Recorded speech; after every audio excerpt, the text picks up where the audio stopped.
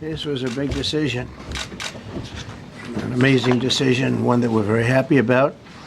This morning, the Supreme Court has delivered a monumental victory for the Constitution, the separation of powers, and the rule of law in striking down the excessive use of nationwide injunctions to interfere with the normal functioning of the executive branch. The Supreme Court has stopped the presidency itself. That's what they've done. And really, it's been an amazing period of time this last hour. There are people elated all over the country. I've seen such happiness and spirit. Sometimes you don't see that, but this case is very important. I was elected on a historic mandate, but in recent months we've seen a handful of radical left judges effectively try to overrule the rightful powers of the president to stop the American people from getting the policies that they voted for in record numbers.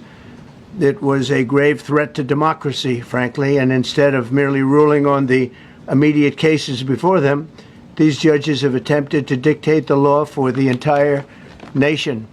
In practice, this meant that if any one of the nearly 700 federal judges disagreed with the policy of a duly elected president of the United States, he or she could block that policy from going into effect or at least delay it for many years, tie it up in the court system. This was a colossal abuse of power which never occurred in American history prior to recent decades. And we've been hit with more nationwide injunctions than were issued in the entire 20th century together. Think of it, more than the entire 20th century, me. I'm grateful to the Supreme Court for stepping in and solving this very, very big and complex problem, and they've made it very simple. I want to thank Justice Barrett, who wrote the opinion brilliantly, as well as Chief Justice Roberts, and Justices Alito, Gorsuch, Kavanaugh, and Thomas. Great people. Thanks for this decision, and thanks to this decision, we can now promptly file to proceed with numerous policies that have been wrongly enjoined on a nationwide basis. And some of the cases we're talking about would be ending birthright citizenship, which now comes to the fore. That was meant for the babies of slaves. It wasn't meant for people trying to scam the system and come into the country on a vacation. This was, in fact, it was the same date, the exact same date, the end of the Civil War. It was meant for the babies of slaves, and it's so clean and so obvious.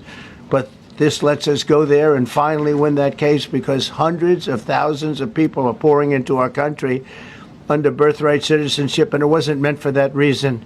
So thanks to this decision, we can now promptly file to proceed with these numerous policies and those that have been wrongly enjoined on a nationwide basis, including birthright citizenship, ending sanctuary city funding, suspending refugee resettlement, freezing unnecessary funding, stopping federal taxpayers from paying for transgender surgeries, and numerous other priorities of the American people. This is a decision that covers a tremendous amount of territory. But I want to just thank again the Supreme Court for this ruling. It's a giant.